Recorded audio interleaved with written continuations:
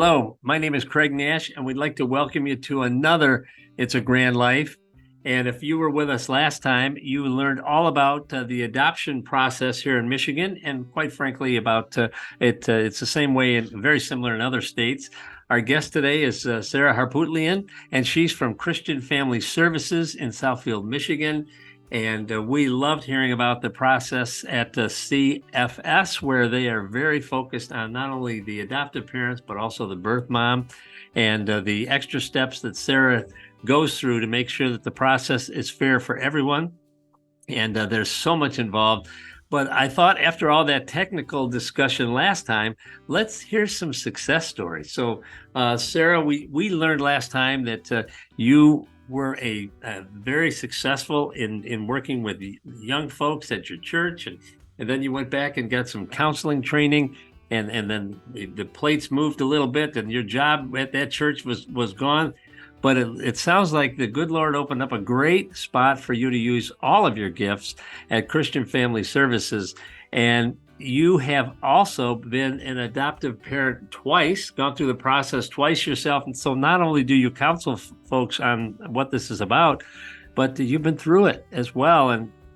And so can you share with our audience some of the success stories that you've had at CFS? Sure. Well, one that I think of related to specifically to your audience, we had, sometimes we have people that don't understand the adoption process or have had hiccups in the process, and they come to us and like, this is what's happened. Can you fix it? And I'm like, well, I don't know, but I'll try. Like, I just have a heart for like figuring stuff out for people. Because when you're in crisis and you don't know where to turn, you just want someone to say like, hey, I gotcha. Like, I'll hold your hand through. I don't know what I'm doing, but I'll totally hold your hand, right? Or I'll get the answer, right, that they're looking for. Or I can ask. I'm not afraid to ask questions, so I'll ask some questions. And so we had a grandma come to us, and she was like, I'm trying to adopt my grandson. I went to the court. They told me we were going to lose my grandson because and it was really a difficult situation. And what it really boiled down to, it was a race issue, which I was not happy to hear. And so I was like, let me just do, because this is a relative adoption. Like, you should be in the state of Michigan. And I know it's similar in other places, but if you can prove that you are related to the child that you are trying to adopt within the 5th generation, which I don't even know what that means, but I know if you have birth certificates to prove up to the 5th generation, you can then go through the courts for adoption. You don't need a third party involved. So you would go to the court. You would, I know, for instance, we're in Oakland County, Michigan. So you can go right to the Oakland County adoption unit, like for any county that you're in, and you can look that up, and they will have either a number to call to get what you need, or like Oakland County actually has a checklist right on their website, or it's a PDF you can download, but it'll show you all the documents that you need that you can submit yourself to court. You don't need a third party to do it. So as long as if you're submitting all the documents that apply to you, you're able to go through this process. And then the court will send out a worker to your home. So I talked in the last episode about a home study that adoptive parents go through. Right. This home study actually gets done by the court. So they come to your house, they're making sure that, the home is safe, because a relative adoption, most of the time, the relative is already living with them. They're just trying to make it a more permanent situation for this child, which permanency is so important for these kids. Like, their lives have been rocked. Their permanency has been like shattered.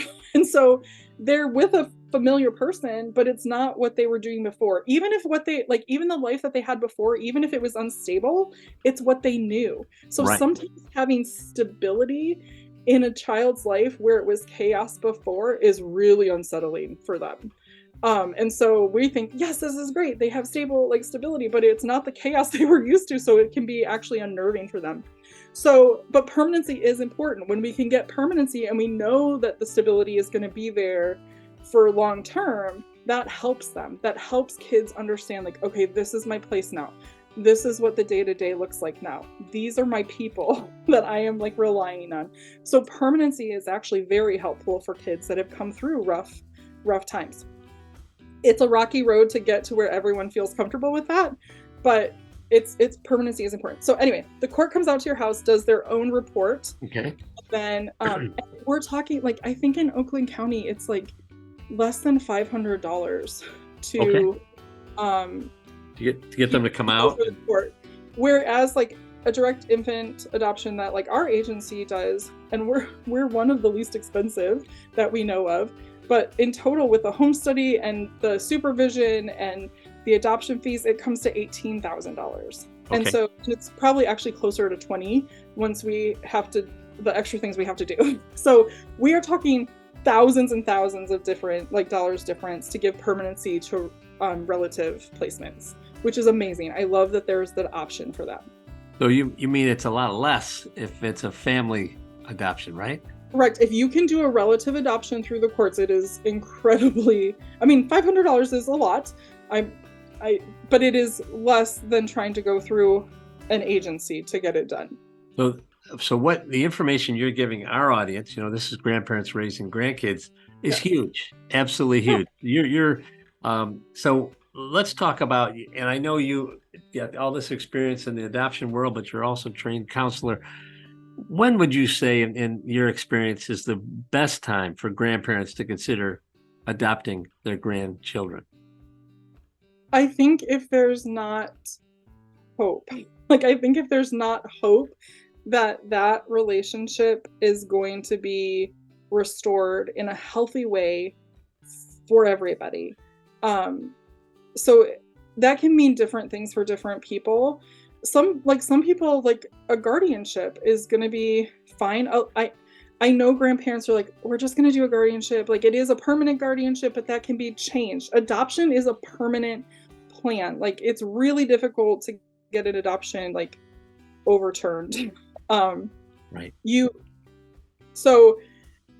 But a guardianship could be a situation if it's like, well, things are okay, but we need to be able to have access to getting medical help for our grandchildren, or we need to like be able to get them into school, or we need to be able to hear from the school.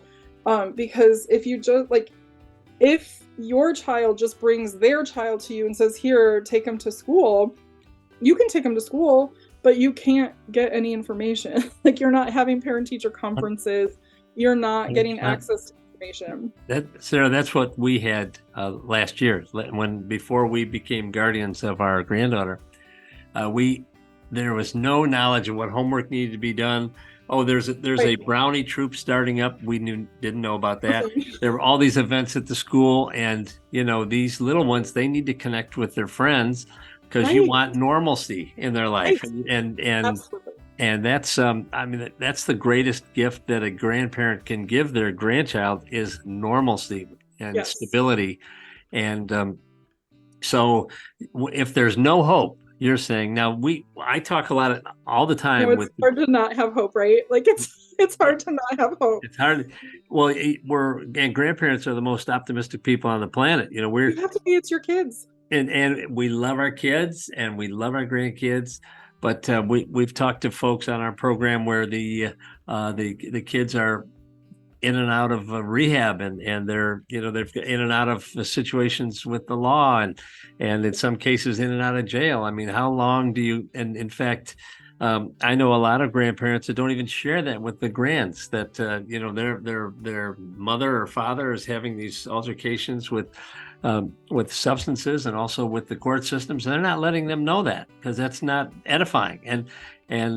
But that's the tough call. Like, when do we say, we always want to have hope for our kids, but if at some point in time you got to say. In fact, if we had one of the first guests we had on It's a Grand Life was a grandma named Millie Dreisbach, who said, you can only pick one.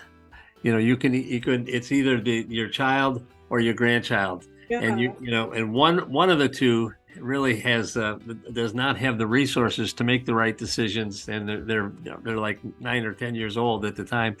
You need to pick one, and the choice is the grandchild, and that's really tough. And you probably see that, Sarah, all the time, right?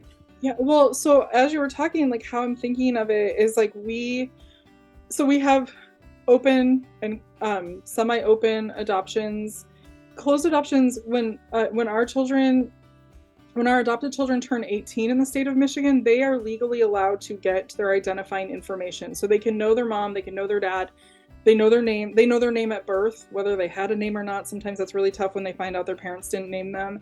And then the last contact information we had for them, we're able to give them. So one of my, so we talk about like that contact, and we talk about like, for adoptive parents, that can be really scary. Like, okay, but we just kind of want the baby. Like, we don't really want to have this scary because we don't know what their life is like, right? But this, like, when the situation you're talking about, this is your child. Like, this is your child you're talking about. Right. And so our adoptive parents, it's like, well, we don't know. And I'm like, at bare minimum, we ask our adoptive parents to send updates to us. And if mom wants to get them, we send them to her. But we really do try to foster an open adoption where they have direct communication with each other. We usually use email to do that. But the importance of a child at an age-appropriate level, knowing their story and honoring their parent in your home. And for you, it's your child. So, and that can be really difficult because you're very intimately involved with the birth parent, right? And so that can be very difficult. But children, they need to process their story at an age-appropriate level. And we might, like, as adoptive parents, like, we honor our birth, we call them our first family. We honor our first families here in our adoptive parent home. But that doesn't mean we always love what our birth parents are doing. Like, there are things that, like, we don't love that we would never want for our kids, but their birth parents are doing those things.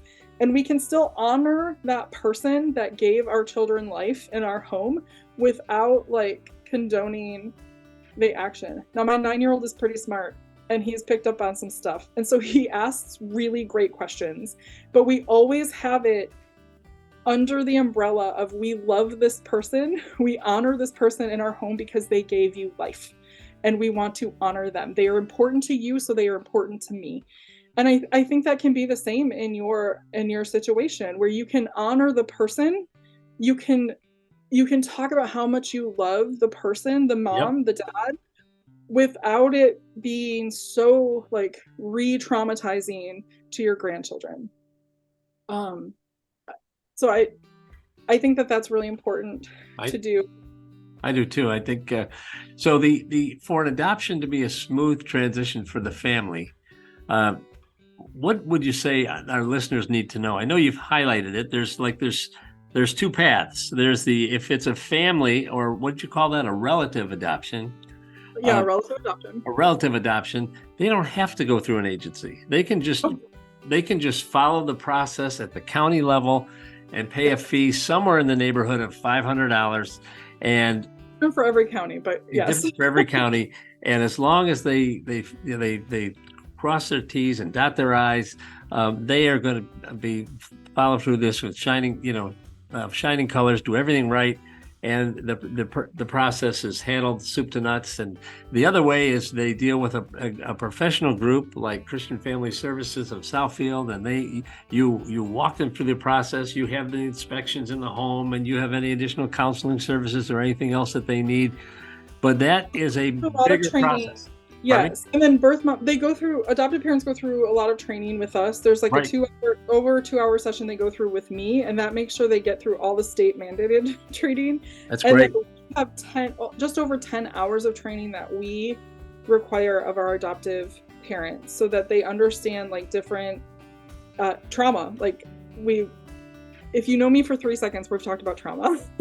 It's very, I think it's very important for people to understand. And so they go through that training. But then our agency, again, adoptive parents get to go home with a baby. And they got what they wanted. Right. Birth parents, like, they've gotten the help that they've wanted, but they go home with nothing. And so we want to walk alongside of them in their grief. So we offer lifelong counseling for moms. We are a counseling agency, so we offer lifelong counseling, but then we have a monthly birth mom support group that we have. It's a curriculum written by birth moms. They write it a new curriculum every year, written by 4 or 5 birth moms. It's a national organization called Sit Knee to Knee, and it's just the importance of moms who have gone through the same thing can sit in a room together and talk about like how this has affected their lives. And we've had women come who the first time they came, I think she gave birth 2 months and then she was sitting in our room. And then I just had a woman in the last couple months. She placed, because it's available, it's for any women like that have placed a child. So foster care, adoption, not through our agency. It can be anyone. And she came to us and I was like, hey, how did you hear about us? And she's like, I read it in the paper that you were having this. And I said, I need to come because I placed my son when I was 16 years old. And she just turned 80 this year. And she had never told anyone but her husband, who had already passed away, about it. And I'm sitting in this room and I just felt so honored to like hold this woman's story, to walk with her, like as she's like processing this. She's like, I just thought it was time I started talking about it. I'm like, okay. And so she now, her son is now adopting, and that brought up a lot for her. And so she wanted to like process that with someone. And it was just amazing to sit in the room with this woman. So I love our birth mom group. I love that it's something that we offer. And you offer that for anybody, right? Any mom that is placed for adoption, yes. Any mom who's placed someone for adoption. It's, and the point you've made over and over again, which I think we must highlight, and that is, you need to address trauma. You can't keep pushing it down. It doesn't go away. You still want, if you're 80 years old, you still want to clean it up. And that's why I love the work that you folks do at Christian Family Services. It's not just about the transition or the transaction of the adoption. It's about making sure everybody's okay in the process, because and I think for your listeners, like something that like is really important. And so the education I give my adoptive parents is like, it will be hard for you to parent a child of trauma if you have not dealt with your own trauma yourself. And your listeners, like the people that you're reaching out to, they've been through stuff, like maybe before their child like has been walked through issues, but you're going through trauma yourself right now as you're grieving like what's happening with your child. You're grieving what could have been with your child, like, and now you're grieving for this little person that's living in your home, that is living a life that you didn't expect for them. Like, so there's a lot of grief happening in the homes of the people that you're reaching out to. I imagine there's a lot of the feeling of like, oh gosh, nobody understands. And that's why I love your podcast, is like, there are people here. There are people that understand. There are people that want to help you. There are people that want to walk alongside of you. And so walking through your own trauma so that you can help your grandchildren walk through their trauma well, when you can model it well of how to work through your trauma. And I'm not saying you're telling them all your stuff, but it's like how you speak in your home. My kids know I get sad. I lost my parents in my 20s. I got my own trauma going on, but like, I'm able to talk to them about it. I'm like, I'm just having a bad day. Like, I'm just having a bad day, but God is still good and we are going to get through this. But this is just where I am right now. And I'm going to work through it. I'm going to talk through it, and I'm going to have someone listen to me, and I'm going to pray about it. Like, so just modeling that for your kids is a huge thing. Well, I don't think we could have said it any better than that. And you really put a bow on it, Sarah. And it's all about being real with people. And, we've all been through trauma, and we just have to, and we can't deny that it's happening, especially if you're living the grand life where you're a grandparent raising your grandkids. You love those grandkids and you love your adult kids, but sometimes you want to throttle them. And you cannot believe some of the choices they've made and some of the messes you're still cleaning up all these years later. But, God has put you in a place where you can impact the lives of your grandkids Yeah. And there's the other side of the coin. I see all these groups that help grandparents dealing with long distance grandchildren relationships, and I always feel sorry for them. We Oh yeah, have that the would be opposite. hard. We've got our grands with us all the time, and and we're not 40 years old with 9-year-olds. We're in our 60s with 9-year-olds, and we get tired sometime. And yet, the greatest gift I think that we can give these kids is stability in their life. And Absolutely. and the fact that if they've got a situation, there's someone they can talk to or someone they can pray with, Yes. and be, as I hope our listeners are, pick up the transparency that you offer your moms, whether they're birth moms or adoptive moms and dads, that it's all about transparency. We get Yeah. nowhere by sweeping things under the rug, because they all, that, like your 80-year-old patient in the or Client. mom, Call yeah, it a client. client, yeah, just coming back and saying, I've been carrying this for 60 years. I want to get it off my chest. But Yeah. we, She's so brave. Like we have so many brave people in our community, and I know you do too. Like just brave people that are like, we're gonna do this day to day, and we're gonna make a decision for the lives of these kids. Like that, we're gonna make the best decision for the kids. And the adoptive parents, like they have been through loss as well. And I'm like, if you think a child is going to fill that hole, you got another thing coming to you, because this is not. You need to be a healthy person to walk your child, and that doesn't mean we're perfect. It just means you have to be like mentally aware that like it hurt that I could not, like it really did, it hurt me that I could not biologically have children. Like that was rough.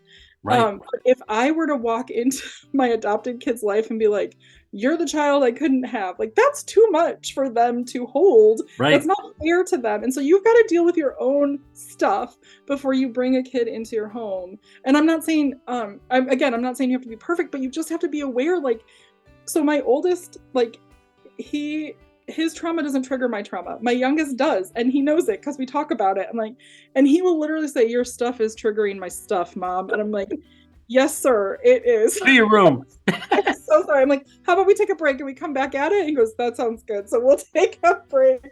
But like, it's wild that like, it's because they handle things very differently. They're very different kids, and their trauma is very different. And so we have to handle it differently. But trauma, if we can parent through the lens of trauma, either our grandchildren or adoptive children, if we can, even our children, like if we can parent through the lens of trauma, where we are trying to connect with them before we're trying to correct behavior, we're going to correct behavior. We can't have feral cats running around. But like, if we can connect first and then talk about the behavior when everybody has calmed down, it's going to be so much more effective than if we're trying to just correct behavior and just butt heads the whole time without, like, if we're trying to teach before we're connecting, it's not going to work well. So that's why the trauma is so important. Learning about trauma is so important. We have got to have you back on again to talk about dealing with trauma in the grand family and how to address that. And unfortunately, we're out of time now. But I'd love to come back and talk about trauma. It's just flown by, and I know for our guests at home, you may want to reach out and chat with Sarah and just find out how there. I'm sure there's folks that could benefit from the services at Christian Family Services. And again, if you want to reach out and touch base with Sarah, best ways through email at Sarah, SARAH, at capital CFS-Michigan.org. And all spelled out. If she doesn't know the answer, she will connect you with someone who does. But Sarah Harpootlian, thank you so much for being our guest on It's a Grand Life. This has been the fastest interview that I think I've ever done. We've just had so much to talk about, and we're going to have you back and talk about this trauma, because we've got to deal in the real world, don't we? Yes. Yep, we sure do. I would love to come back. Thank you so much for having me. You absolutely. And friends, thank you so much for joining us for another It's a Grand Life. And I hope this has been a blessing to you, as it has been to me, because we live in one world, and it's the real world. And we've all gone through a little bit of trauma, and I'm finding the older I get, I can't sweep it under the rug. So Sarah Harpootlian is going to come back, and she's going to talk to us about how to deal with trauma in the grand family. Have a great rest of your day, and we'll see you all next time on It's a Grand Life. Thank you for joining us for another It's a Grand Life. Remember to never waste your pain. God can use your situation to bless others even halfway around the world. Be sure and subscribe to It's a Grand Life on our Facebook page, as well as YouTube and any of the various podcast channels that feature the Grand Life podcast. When it comes to raising a grand family, remember the words of the Apostle Paul, who said in 1 Corinthians 13, "Love is patient, love is kind, it always protects, always trusts, always hopes, and always perseveres. Love never fails." In leading your grand family, it's going to take faith, hope, and a whole lot of love. Please reach out to me. I can be a blessing to you and pray for you, or help you connect to free resources that can make your journey a little easier.